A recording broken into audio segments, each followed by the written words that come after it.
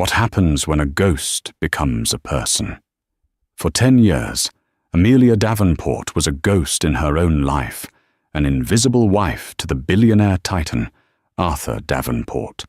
She was the quiet shadow at his side, the polite nod at his gallus, the woman he hadn't truly seen in a decade.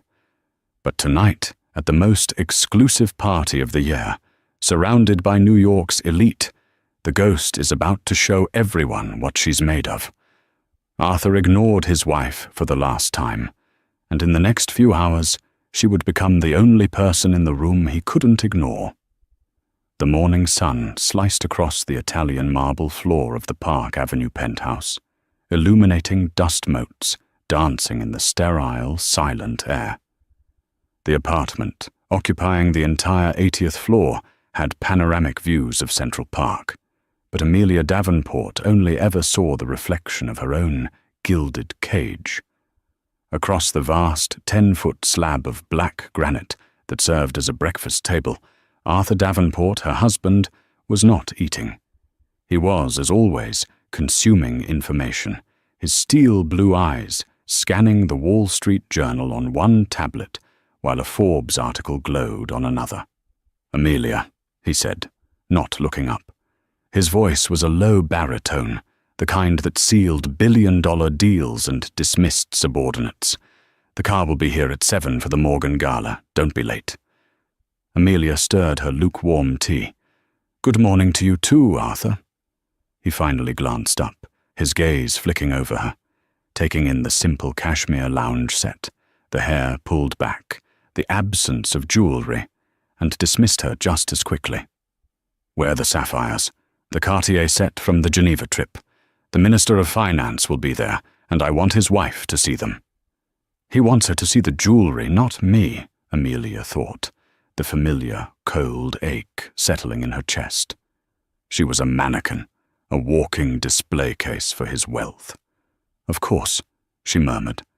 Arthur's phone buzzed, a sharp, angry sound. He snatched it up. "What? No, sure, can't have that bid. I want the waterfront property. I don't care what you have to pay. Liquidate the transport stocks if you have to. Just get it done." He listened, his jaw tightening. "And find out who this AH Capital is. They've been a thorn in my side for 6 months. They outbid us on the Apex building and the biotech patent.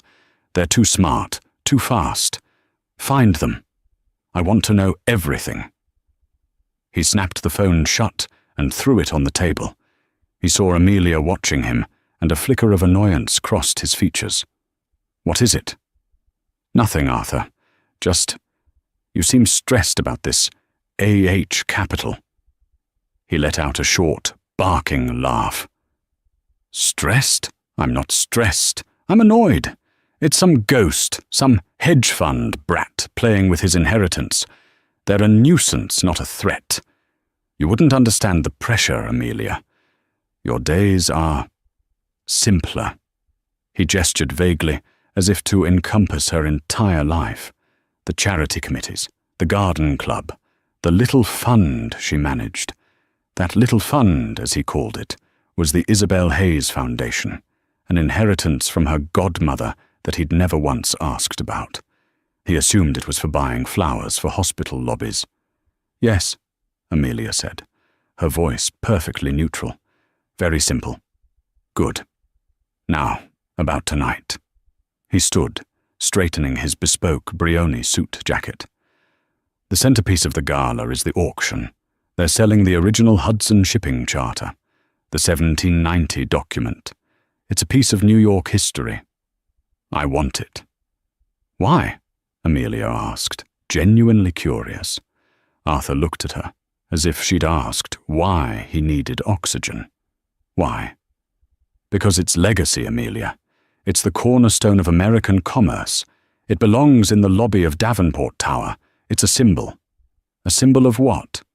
Of power, of permanence. Gregory Shaw wants it. Victoria Sterling will probably bid just to annoy me. But I will have it." He walked over and, in a rare gesture, touched her shoulder. The The touch was cold, proprietary. Just smile tonight, Amelia. Look engaged. Don't wander off. And for God's sake, wear the sapphires. He left. The heavy penthouse door clicked shut, the sound echoing in the vast, empty room. Amelia sat alone, the park glittering below her like a carpet of jewels. She picked up her own phone, a simple device he never bothered to check. She opened an app, one hidden inside a folder marked Garden Plots.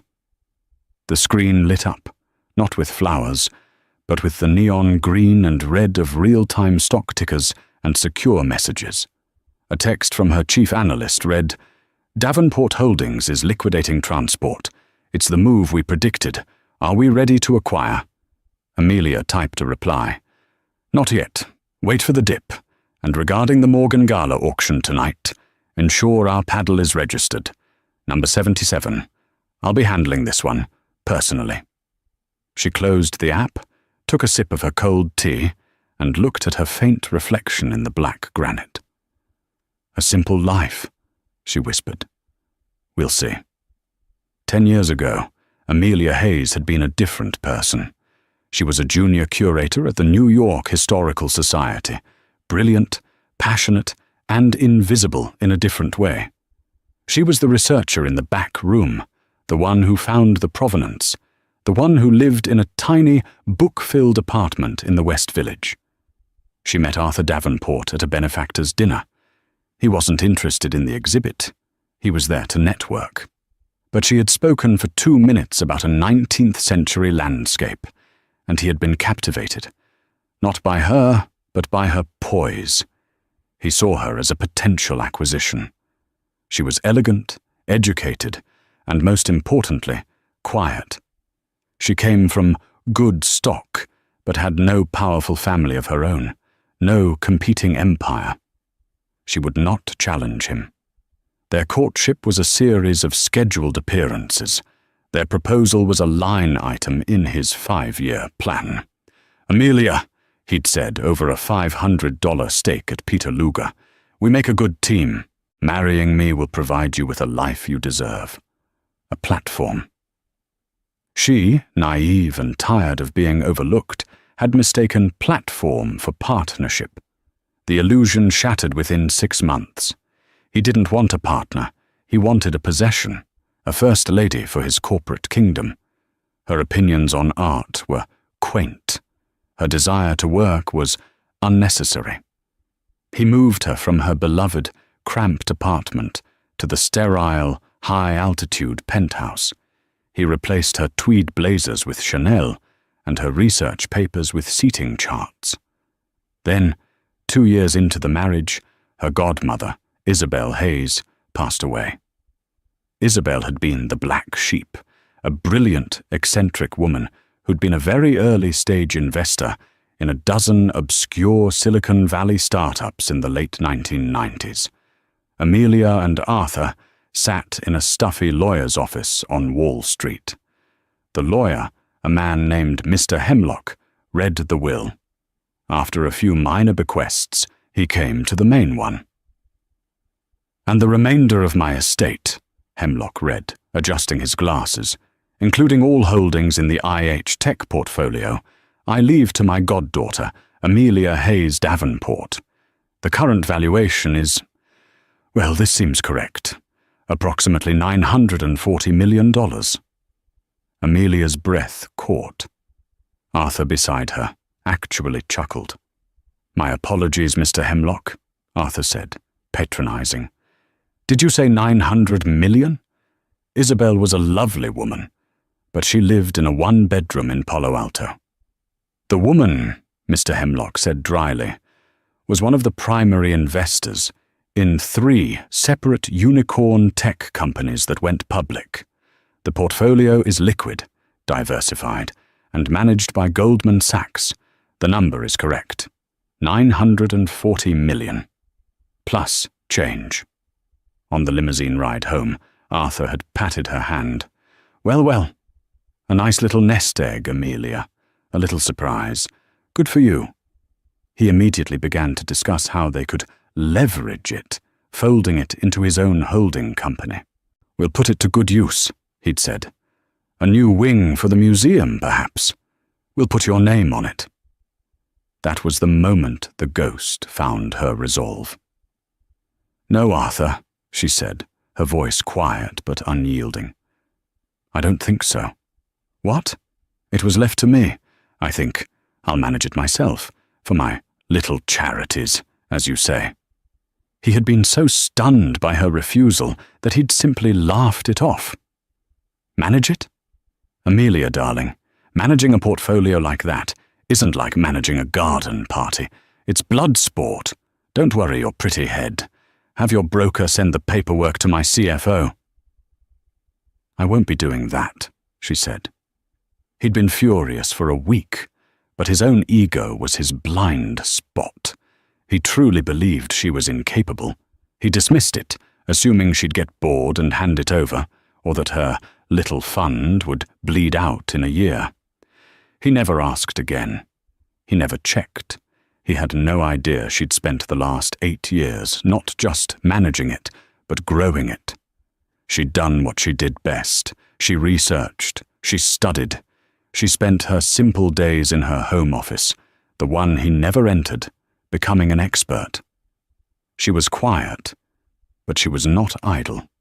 She hired the best analysts Goldman had, not under the Davenport name, but under her maiden name.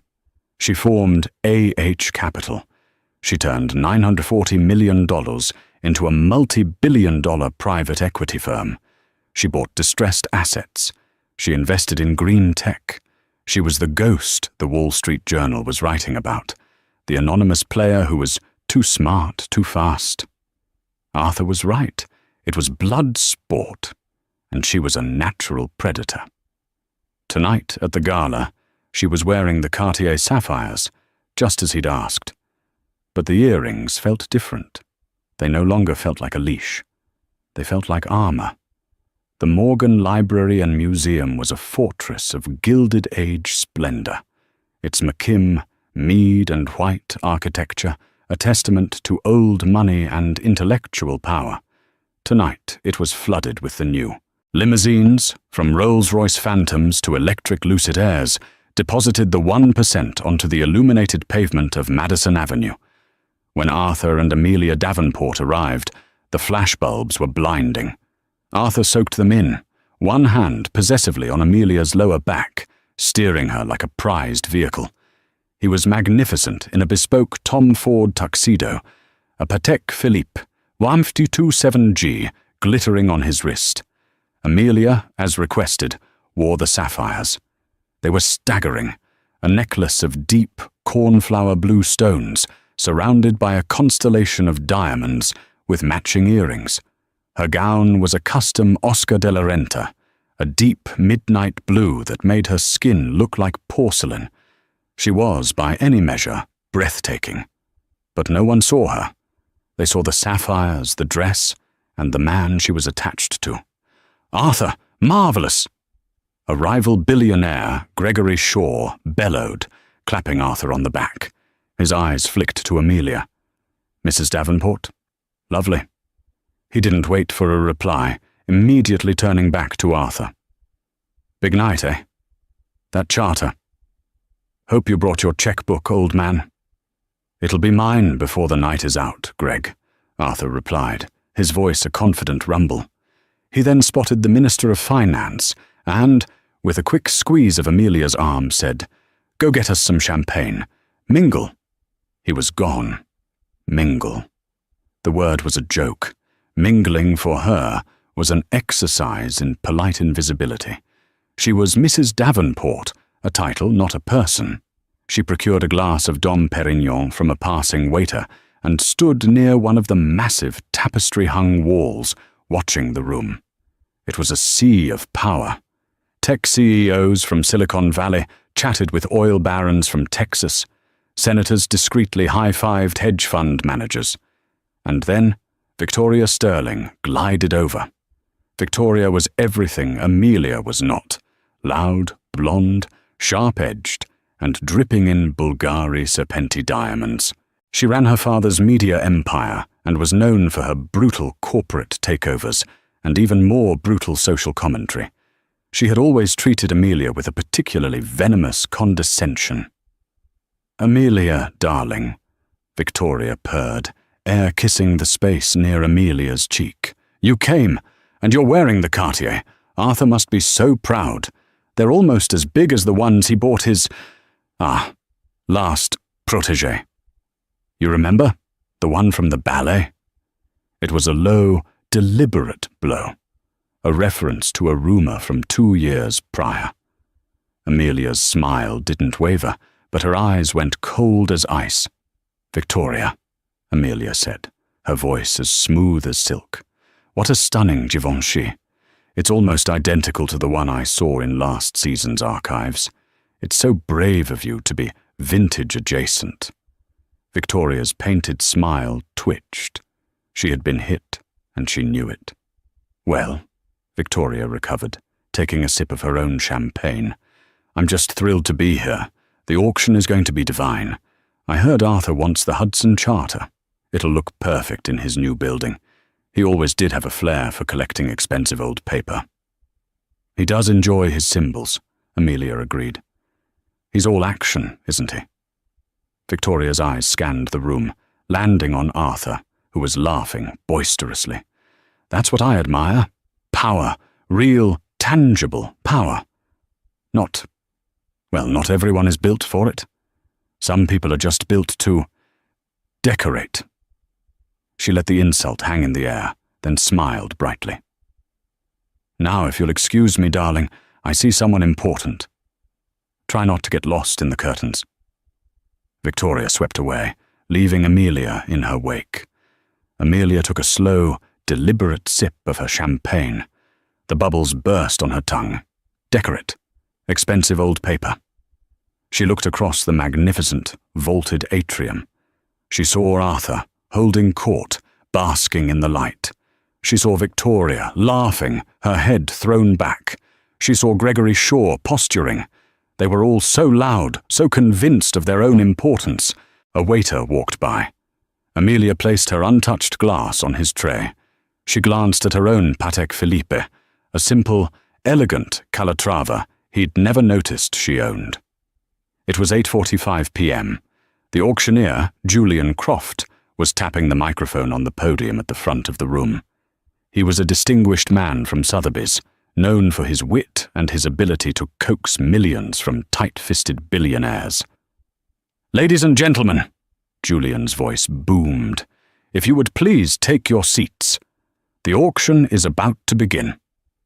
Amelia did not take the seat reserved for her at Arthur's table. Instead, she moved. She slipped through the crowd to a small, reserved alcove table near the back of the room.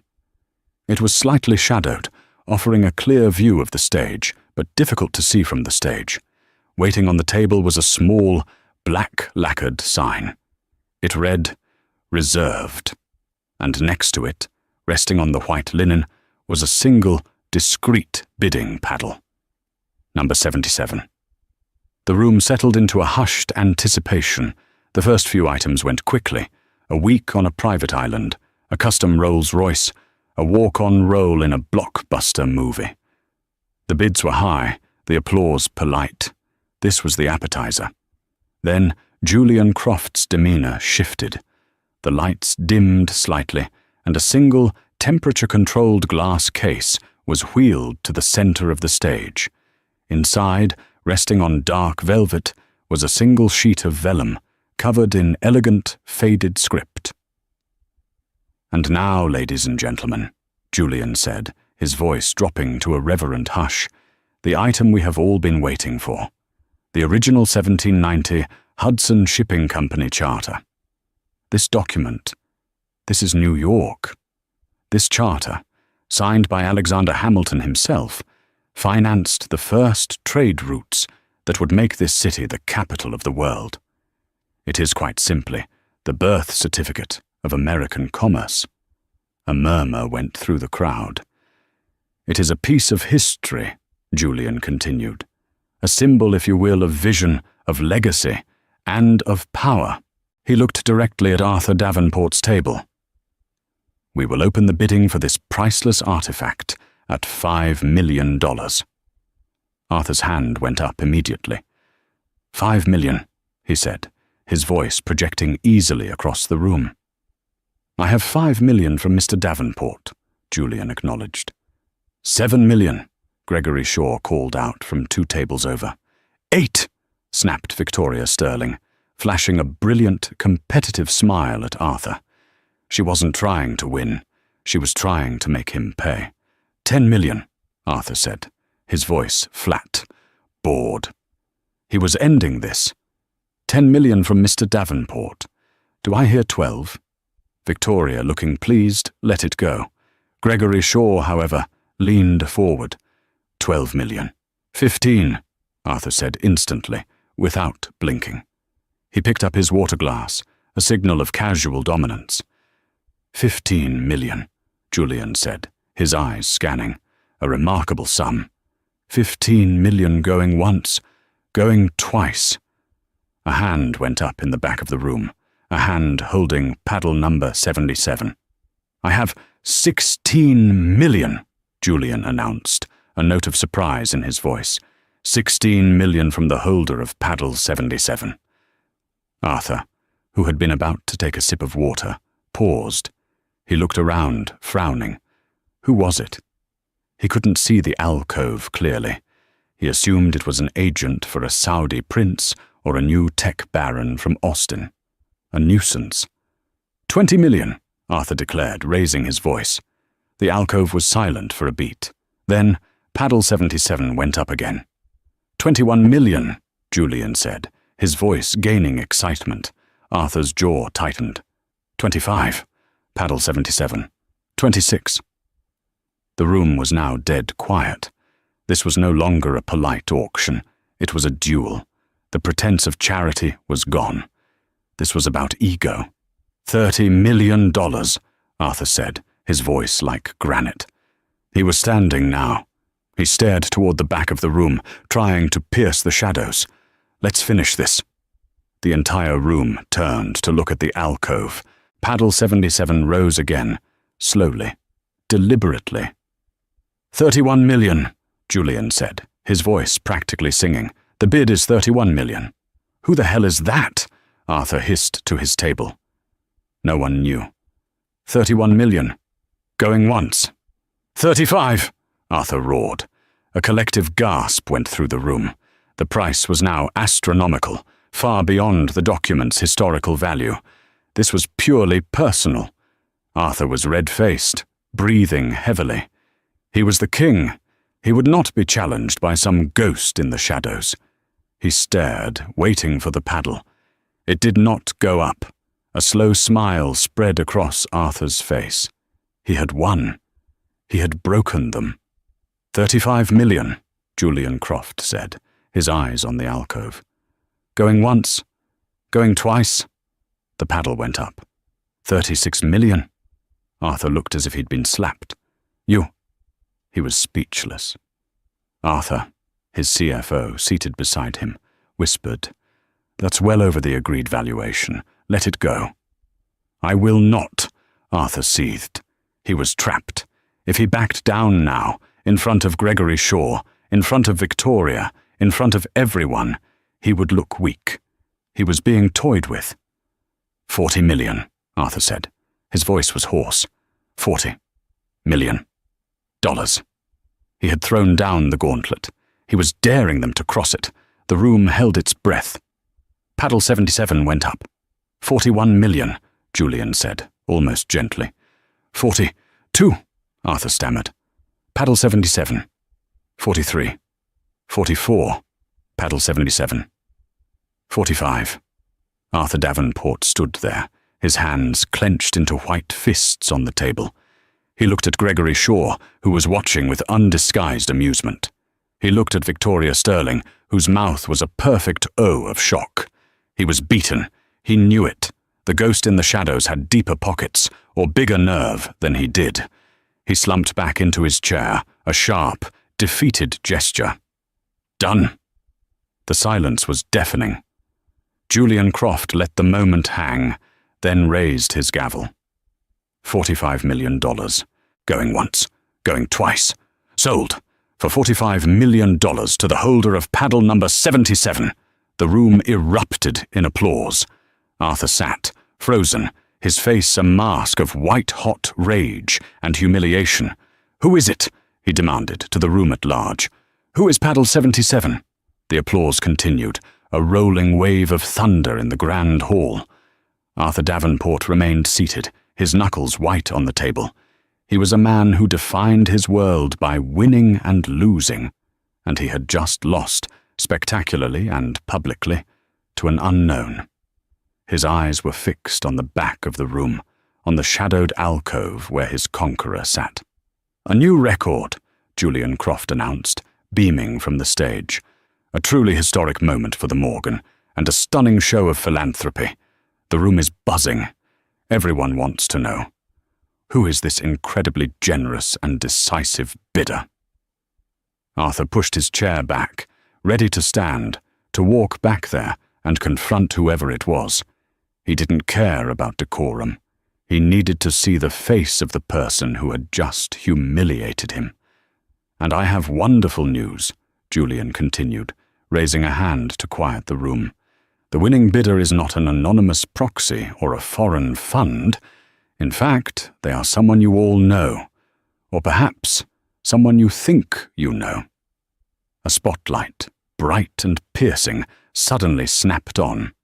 It didn't point to the alcove. It pointed to the front of the stage.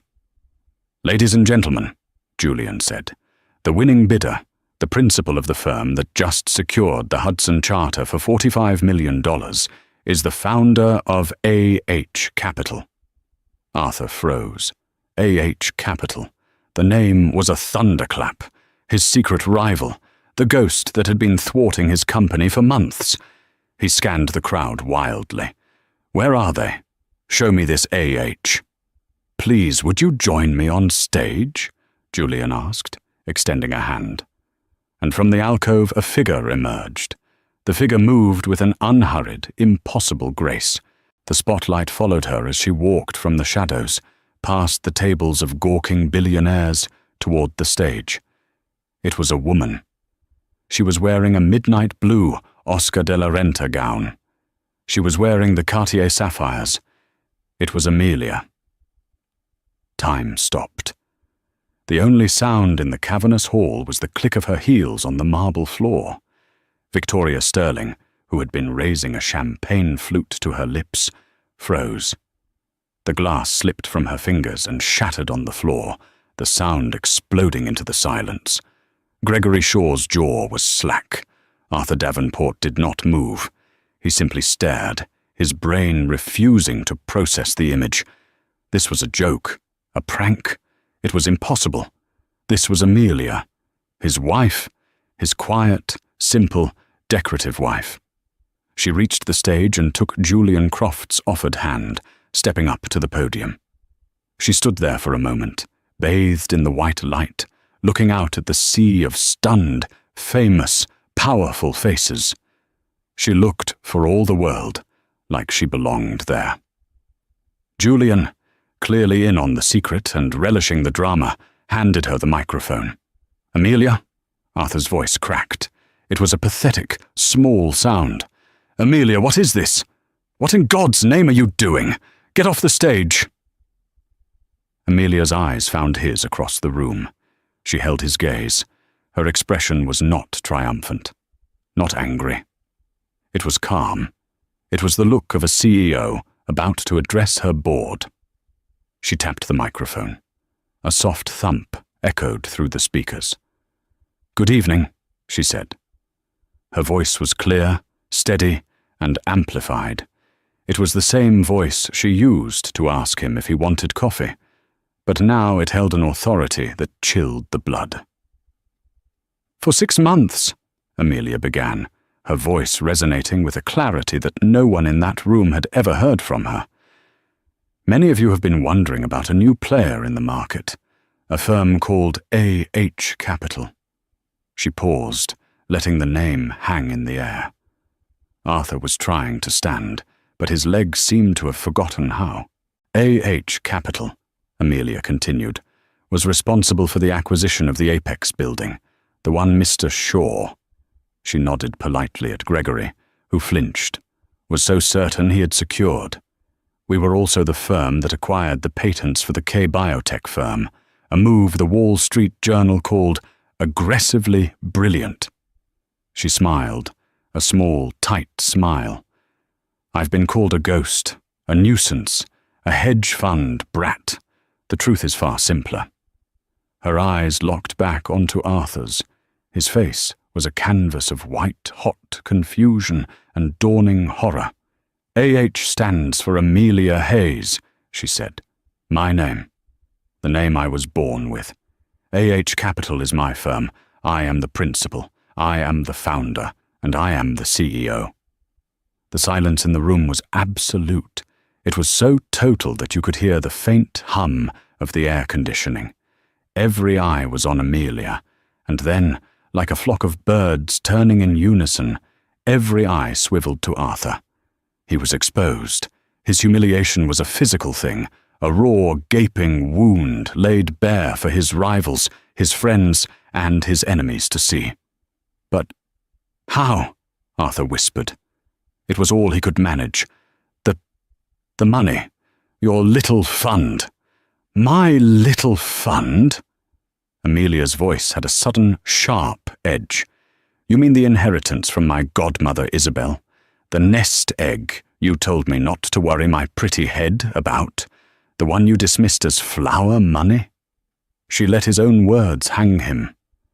You, Arthur, taught me a valuable lesson, she said, her voice softening, which was somehow more terrifying. You taught me that in your world, you are either a shark or you are chum. You taught me that power is the only thing men like you respect. You taught me that legacy is the only game worth playing. You were so busy looking for rivals on your own level, you never, ever thought to look beside you. She walked to the glass case containing the Hudson Charter. She placed a hand on it. Arthur wanted this charter for his lobby, she announced to the crowd. A symbol, he called it. A trophy to gather dust and impress investors.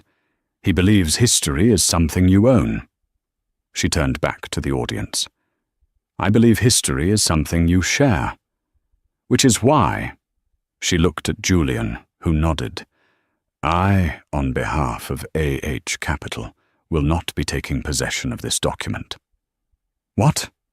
Arthur finally found his voice. You're giving it to me. He looked confused, a flicker of hope in his eyes. Amelia's gaze was withering. It was the look a scientist gives a failed experiment. No, Arthur, she said. I'm donating it. Tonight, it will be given to the New York Historical Society, where I used to work, where it can be studied, preserved, and seen by the public, where it belongs. A second wave of gasps, this one followed by a spontaneous, thunderous wave of applause. This wasn't just a power move, it was a class move. She hadn't just outbid him, she'd outclassed him. She had turned his symbol of permanence into a monument to his own irrelevance.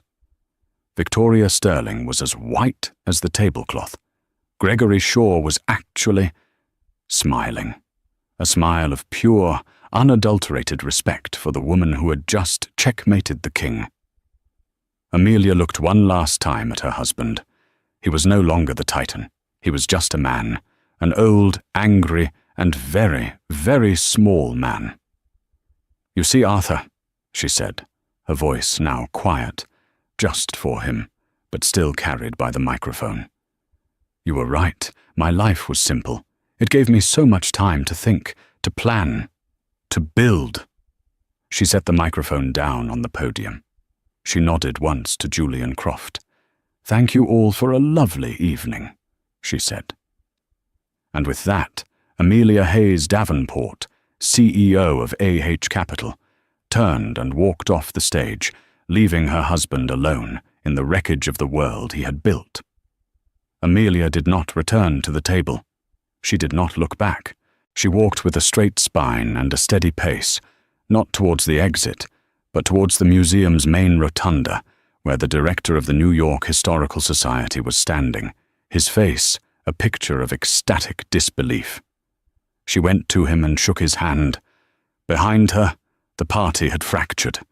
The applause for her donation died down, replaced by a furious, electric buzzing of whispers. No one was looking at the stage anymore. All 300 pairs of eyes were fixed on one person, Arthur Davenport. He sat motionless, paralyzed.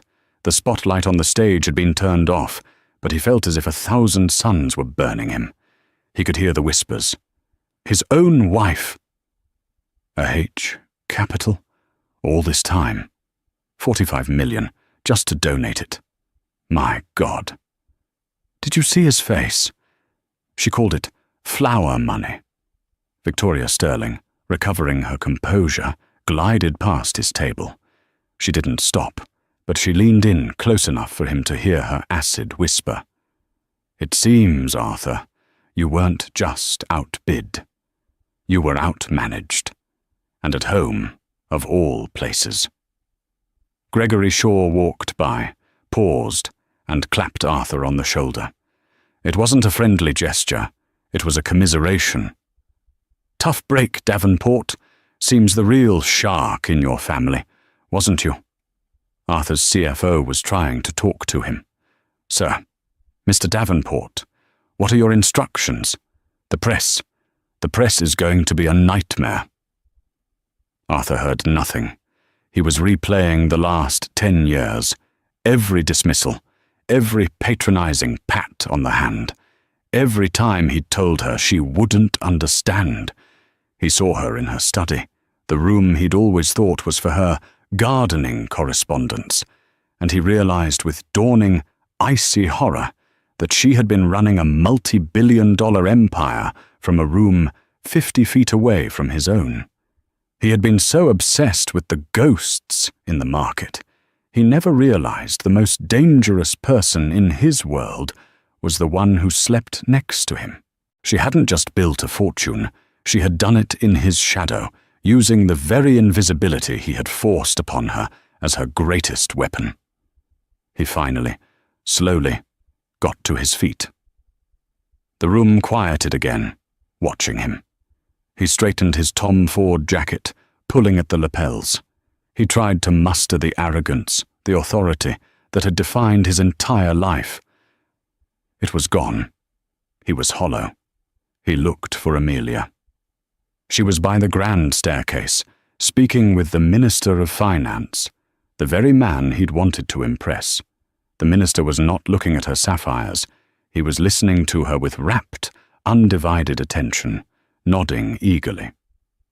As Arthur watched, the minister laughed at something she said and shook her hand vigorously. She smiled, a real, genuine smile that lit up her entire face. It was a smile he hadn't seen in a decade. She had done more than stun the party. She had rewritten the narrative. She was no longer Mrs. Davenport, the invisible wife. He was now Mr. Davenport, the invisible husband. He began to walk towards the exit, not quickly, but like a man walking through deep water. No one spoke to him. No one met his eye.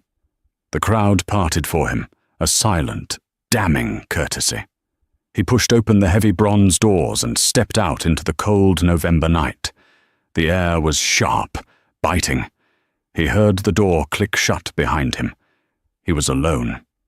Inside, the party was roaring back to life, louder than before. But now, it had a new center of gravity, a new sun. And everyone, from the waiters to the billionaires, was orbiting around Amelia. Arthur Davenport, the man who owned half of New York, stood on the curb on Madison Avenue, ignored by the city he claimed to rule, waiting for a car that, for the first time in his life, he wasn't sure would even come for him. The storm had arrived, and he was on the outside, looking in. Arthur Davenport did not remember the walk from the curb into his limousine. He moved in a state of suspended animation, a vacuum where the roar of his own ego had always been. The city lights of New York, usually a testament to his domain, blurred past the tinted windows like taunting smears of neon. His driver, Thomas, a man who had been with him for 15 years, a man whose children's private school tuitions Arthur paid without a second thought, didn't speak. He merely held the door, his face a perfect, professional mask. But his silence was different. It was not deferential. It was observational. Arthur, for the first time in his life, felt like a specimen. He sat on the plush leather, the limousine's interior suddenly feeling cavernous and cold. His phone, which he had left in the car, was on the center console. It was not ringing. He realized with a chill that no one would be brave enough to call him. They would be texting, emailing, tweeting. They would be dissecting him. He picked it up. The screen was a blinding cascade of notifications. Bloomberg, Reuters, the Wall Street Journal, Forbes, even the New York Post. Galageddon, Davenport outbid, outed by secret CEO wife in 45 minutos auction stunner. Meet Amelia Hayes, the ghost of AH Capital who haunted Wall Street, from her own penthouse. Davenport Holdings, DVPT, futures plummet, 12% in after hours, trading amidst revelation of spousal competitor. The last one sucked the air from his lungs. 12%. This wasn't just social embarrassment. This wasn't just marital strife. This was a catastrophic financial event. This was war. She wasn't just playing, he realized, his blood running cold. She wasn't just getting revenge. All the pieces, all the nuisances of the last 6 months clicked into place with the sickening finality of a coffin lid. AH Capital. The Apex building. He had been so sure he'd had it. The K-Biotech patents, his team had been blindsided. He remembered his conversation just that morning. They're too smart, too fast. And she had been sitting right there, stirring her tea. He thought of her question. A symbol of what? He had answered. Of power. Of permanence. He had been wrong. Tonight, the symbol was of his own spectacular, public implosion. The limousine pulled into the private, subterranean garage of his building. The doorman, Miguel, who usually greeted him with a broad smile, and "Good evening, Mr. Davenport," simply nodded, his eyes fixed on the marble floor. The humiliation was total, seeping down from the gala's stratosphere to the very foundations of his home. He rode the private elevator, the mirrored walls showing him a stranger, a pale, haggard man whose bespoke tuxedo suddenly looked like a costume, ill-fitting and absurd. The penthouse door opened with a soft whoosh. "Amelia," he called out. The apartment was dark, silent. The vast, floor-to-ceiling windows showed the glittering city, a kingdom that was no longer his. She wasn't here. Of course she wasn't. She was still at the party, her party, basking in the glow of his detonation. He stalked to the bar, his movements jerky, uncoordinated.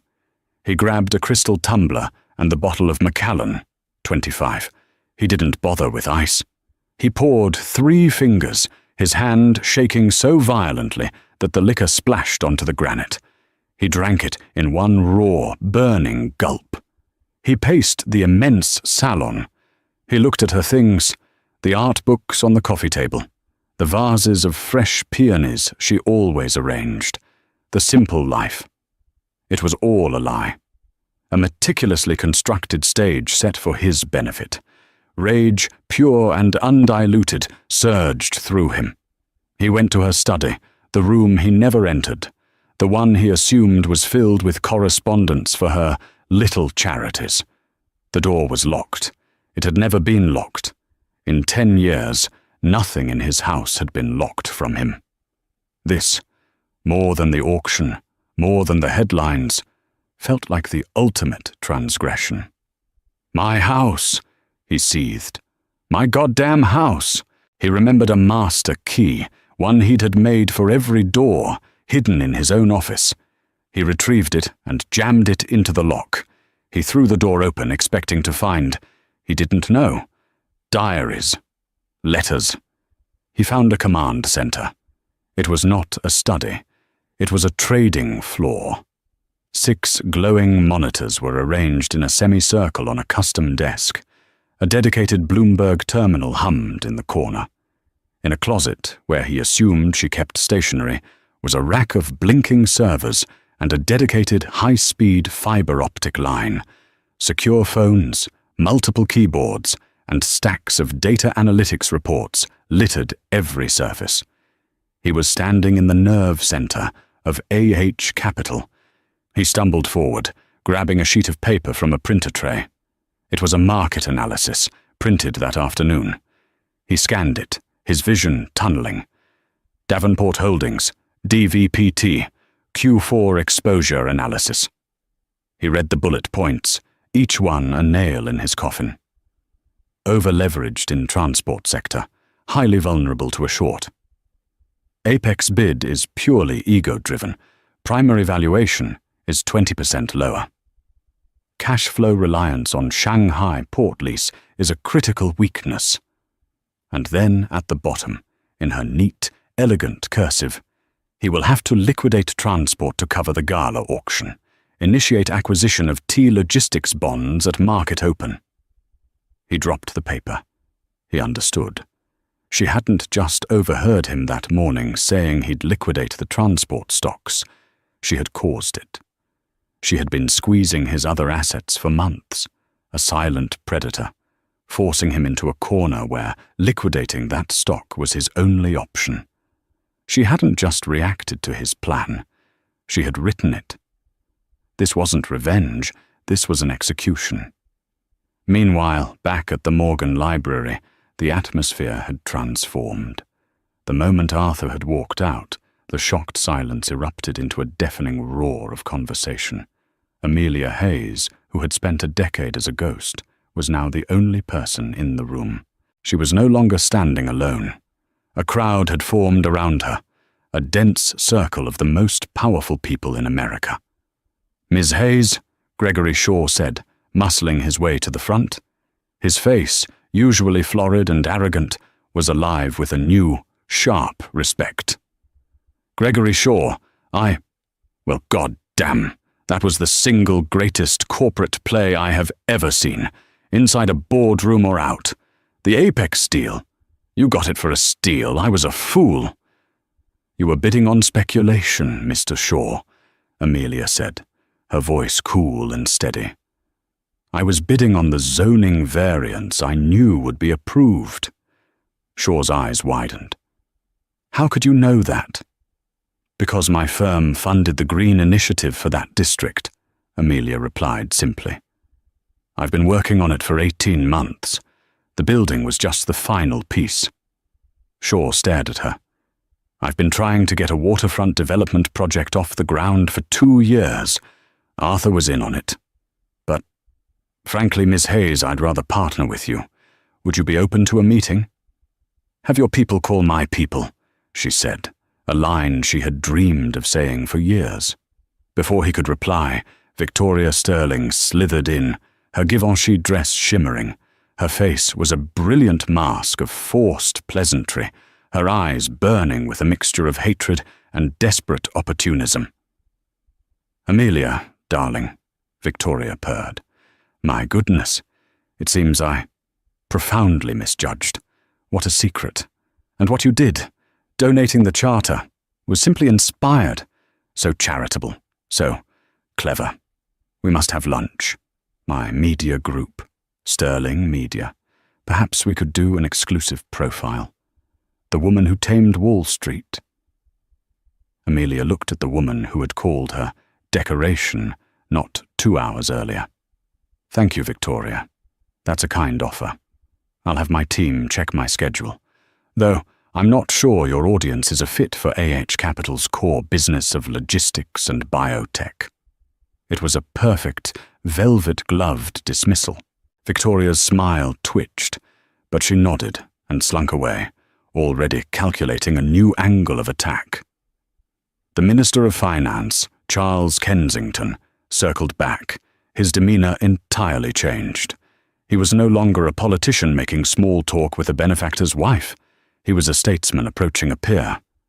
"Ms. Hayes," he said, shaking her hand firmly. "I was not exaggerating. Your firm's work in green hydrogen is revolutionary. The administration is looking for private partners for the new federal energy initiative. Your name, AH Capital that is, was already on our shortlist. I had no idea. Well, my point is, I'd like to set a formal meeting in Washington. Next week, are you available?" "I would be honored, Mr. Minister," Amelia said. "My chief analyst will coordinate with your office tomorrow."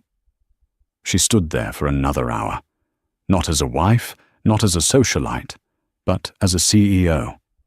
She took meetings. She accepted business cards. She shook hands. She was no longer a reflection of Arthur's power. She was her own center of gravity, and she could feel the entire, glittering, ruthless world of New York finance beginning to tilt, ever so slightly, on its axis to orbit her. At 1:30 a.m. she finally left the gala. She did not look for Thomas. A sleek, black Maybach S-Class, one Arthur had never seen, one that was registered to AH Capital, pulled up to the curb. Her own driver, a private security specialist, opened the door. The ride to the penthouse was quiet. She watched the same city lights Arthur had, but to her, they were not a kingdom. They were a portfolio. She rode the private elevator up, her heart beating a slow, steady, powerful rhythm. She was not afraid. She was prepared. She had run this simulation 1,000 times. She entered the apartment. The heavy door clicked shut behind her, the sound echoing in the silence. He was there. He was standing in the middle of the grand salon, silhouetted against the city. The room stank of stale whiskey. He was disheveled, his tie ripped off, his tuxedo jacket crumpled on the floor. In his hand, he was clutching the exposure analysis report from her office. "You," he snarled. The sound was guttural, animalistic. The Titan was gone. This was just a man, cornered and bleeding. "You thieving bitch." Amelia was perfectly still. She slowly, deliberately, reached up and unclasped the Cartier sapphire necklace. The weight of it fell away.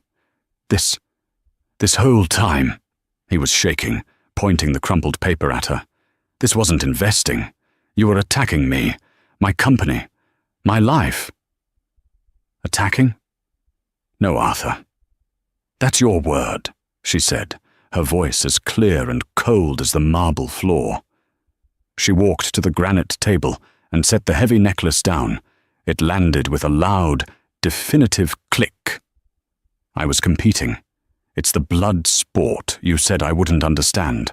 Or did I misremember? The Apex building, the K-Biotech. You knew I wanted those," he roared, lunging toward her, then stopping, as if held by an invisible chain. "You wanted them, yes," she said, not flinching. "But you were inefficient. You were bidding on ego, not on value. I was bidding on a 5-year plan. My investors thank you for all the press, by the way. It raised the profile of my acquisition significantly. You humiliated me," he screamed, his face purple. "In front of everyone. My rivals. My friends. I am your husband." "My husband?" Amelia's voice dropped, and the quiet in it was more dangerous than his roar. "When exactly was I your wife, Arthur?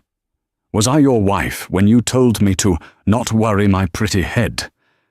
When you sent me away to mingle like a poodle at your events? Was I your wife when you bought Victoria Sterling that Bentley? Or was I your wife when you flew your ballet protégé to Paris on the company jet?" He froze. He had no answer. He had never dreamed she knew the specifics. He thought she was too simple, too nice to notice. You didn't want a wife, she said, walking past him, her head held high. You wanted a decoration, a simple thing to hang on your arm and prove you had taste. The problem, Arthur, is that you acquired an asset without doing your due diligence. You never bothered to check its true value. He was desperate, his rage collapsing into a pathetic, wheezing panic. What now? What do you want? You're going to divorce me? Take half, is that it? You want half of what's mine. Amelia stopped at the entrance to the bedroom hallway. She turned, her face silhouetted by the moonlight. Half, she said. And for the first time that night, she laughed. It was not a sound of mirth. It was a sharp, chilling, terrifying sound. Oh, Arthur, darling, you still don't get it, do you? She took a step toward him. He instinctively recoiled. I don't want half of your company. I don't want your permission to leave. I don't want anything from you. Then what is this? He pleaded. What do you want? Amelia looked at him, her eyes as cold and clear and deep as the sapphires she'd left on the table. I'm not taking half, Arthur, she said, her voice a blade. I'm taking all of it. Your company is leveraged to the hilt. Your transport division is bleeding. Your primary partners are already sending me proposals. And the market opens in 9 hours. The ghost you've been so worried about. She's not a hedge fund brat. She's your wife. And this, she said, pausing to let the words land with the weight of a gavel, is a hostile takeover. She turned, walked into the master suite, and the sound of the deadbolt sliding into place was the only sound in the penthouse. It was the sound of the king being dethroned. Arthur Davenport was left alone in the vast, dark room, the dawning, soul-crushing realization finally hitting him. The party wasn't the end. It was the opening bell. He wasn't just humiliated. He was ruined. The brightest lights can cast the darkest shadows. But sometimes, the person forced to live in that shadow is the one with the most brilliant light of all. Amelia didn't just reclaim her name. She redefined her worth, proving that being underestimated is the ultimate strategic advantage. Her story is a powerful reminder that the quietest person in the room is often the most powerful. What did you think of Amelia's incredible power move? Was Arthur's public humiliation deserved? Let us know your thoughts in the comments below. We read every single one. If you enjoyed this story of justice and a stunning transformation, please give this video a like and share it with someone who loves a story where the underdog finally wins. And for more dramatic, real-life stories like this one, be sure to subscribe to our channel and ring the bell so you never miss an update.